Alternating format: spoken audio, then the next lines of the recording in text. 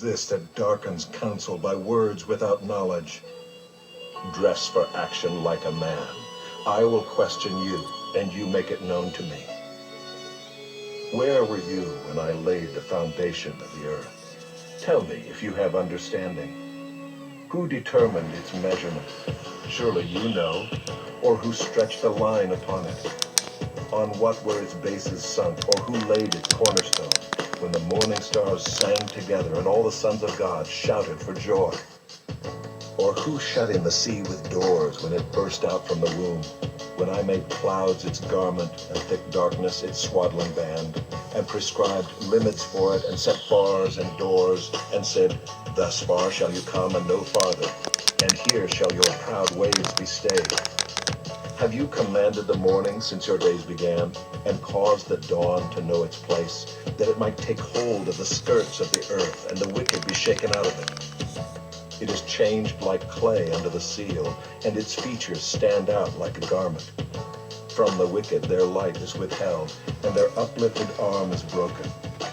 Have you entered into the springs of the sea, or walked in the recesses of the deep? Have the gates of death been revealed to you, or have you seen the gates of deep darkness? Have you comprehended the expanse of the earth? Declare if you know all this. Where is the way to the dwelling of light, and where is the place of darkness, that you may take it to its territory, and that you may discern the paths to its home? You know, for you were born then, and the number of your days is great. Have you entered the storehouses of the snow, or have you seen the storehouses of the hail, which I have reserved for the time of trouble, for the day of battle and war? What is the way to the place where the light is distributed, or where the east wind is scattered upon the earth? Who has cleft a channel for the torrents of rain, and a way for the thunderbolt, to bring rain on a land where no man is, on the desert in which there is no man, to satisfy the waste and desolate land, and to make the ground sprout with grass? Has the rain a father, or who has begotten the drops of dew? From whose womb did the ice come forth, and who has given birth to the frost of heaven? The waters become hard like stone, and the face of the deep is frozen. Can you bind the chains of the Pleiades, or loose the cords of Orion? Can you lead forth the Mazzaroth in their season, or can you guide the bear with its children? Do you know the ordinances of the heavens? Can you establish their rule on the earth? Can you lift up your voice to the clouds, that a flood of waters may cover you? Can you send forth lightnings, that they may go and say to you, here we are? Who has put wisdom in the inward parts, or given understanding to the mind? Who can number the clouds by wisdom, or who can tilt the waterskins of the heavens, when the dust runs into a mass and the clods stick fast together? Can you hunt the prey for the lion, or satisfy the appetite of the young lions when they crouch in their dens, or lie in wait in their thicket? Who provides for the raven its prey, when its young ones cry to God for help and wander about for lack of food? Do you know when the mountain goats give birth? Do you observe the calving of the does? Can you number the months that they fulfill? And do you know the time when they give birth, when they crouch, bring forth their offspring, and are delivered of their young?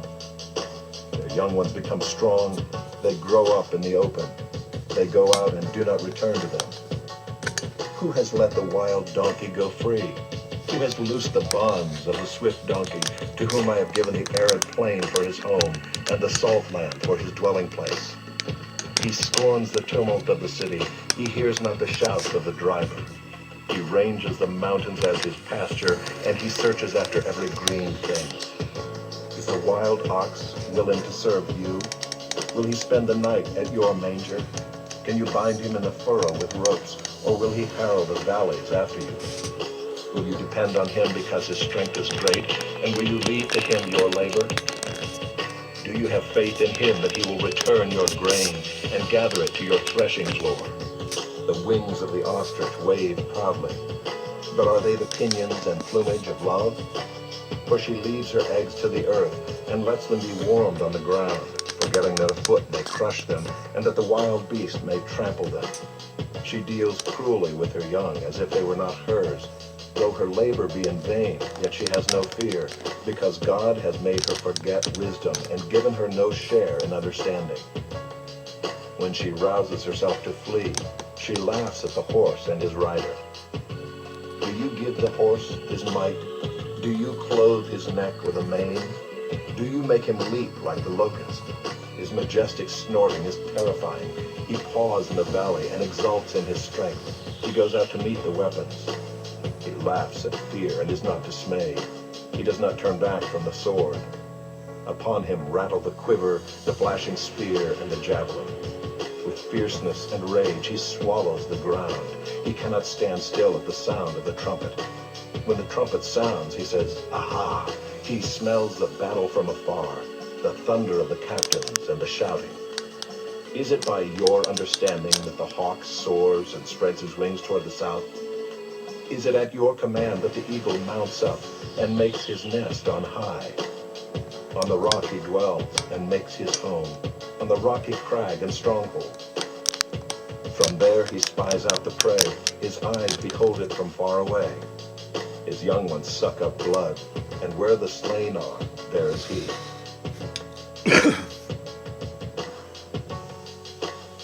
And the Lord said to Job, shall a fault finder contend with the Almighty?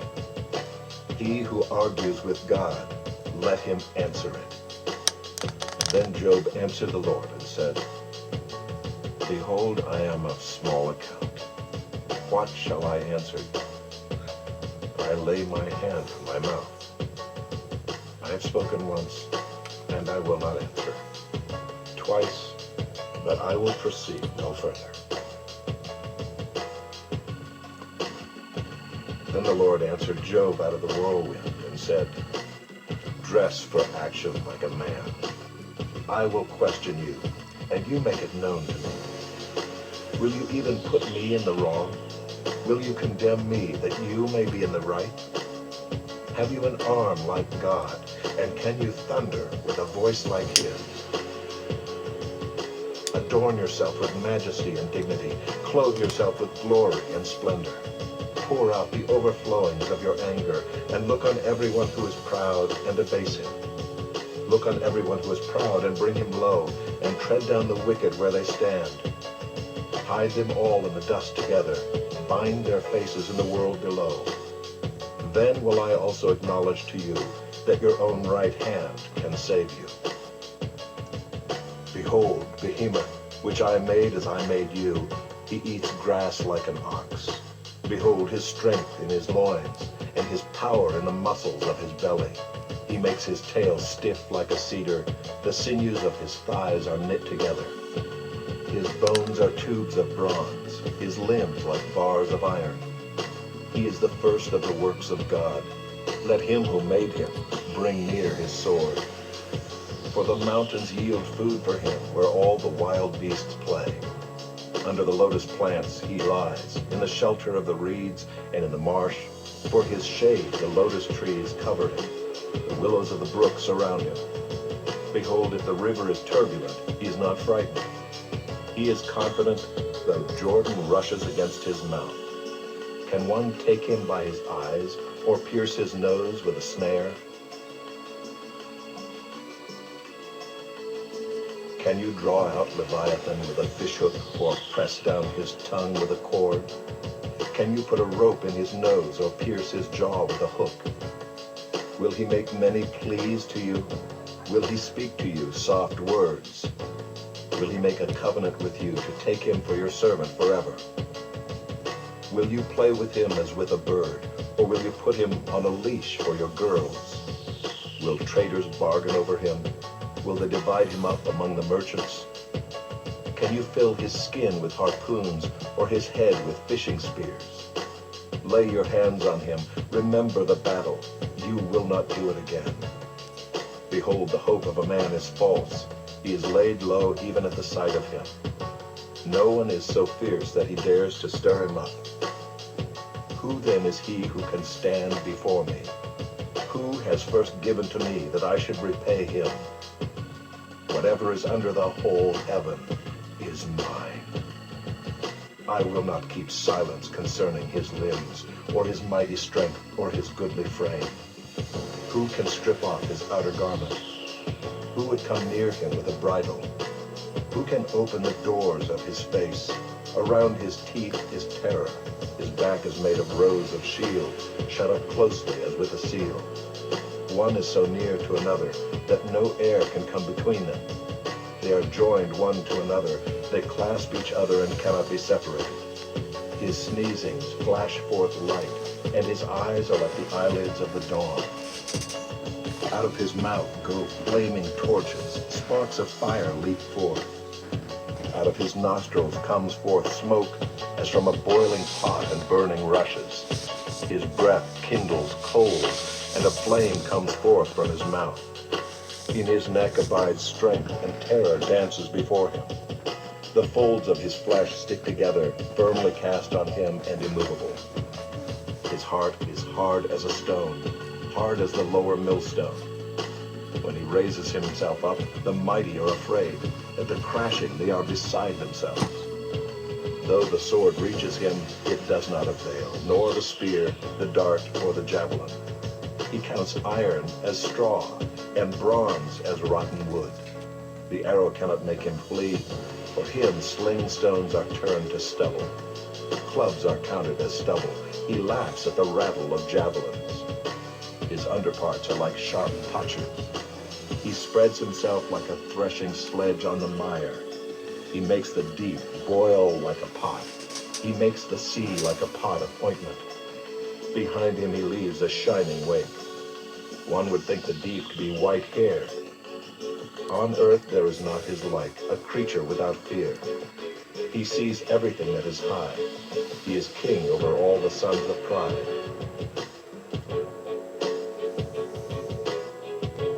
Then Job answered the Lord and said, I know that you can do all things, and that no purpose of yours can be thwarted. Who is this that hides counsel without knowledge? Therefore I have uttered what I did not understand, things too wonderful for me, which I did not know. Hear, and I will speak. I will question you, and you make it known to me.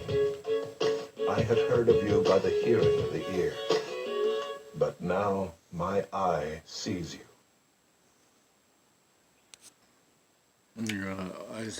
As my study about Brontosaurus need to figure out the amazing creature in our Book of Job, which is Brontosaurus could be one of the right one, right, in the Bible.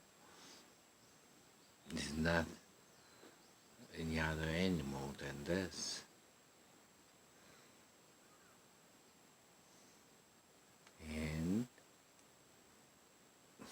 And about meticulous study and about true one, the Leviathan in the Bible is not just an animal, but it's referring to dragon. Specifically, if you look carefully, deeply, the Bible says about an animal which nowadays cannot see commonly, but it's according to the scripture, it's not about the animal that the Bible wanted to say. The Bible wanted to say about a creature with amazing power and strength, which lead to nowadays could be dragon, right? Only the animal could be accepted and coherent is dragon.